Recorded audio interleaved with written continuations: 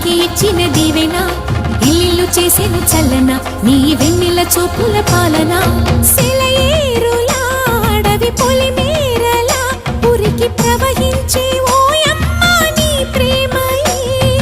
వేవేల చేతులతో వెలసితివమ్మ అమ్మ ముగురమ్మలకే నువ్వు మూలపుటమ్మ కొండల కోరల మధ్యలో కోటి సూర్యుల చంద్రుల వెలుగుతో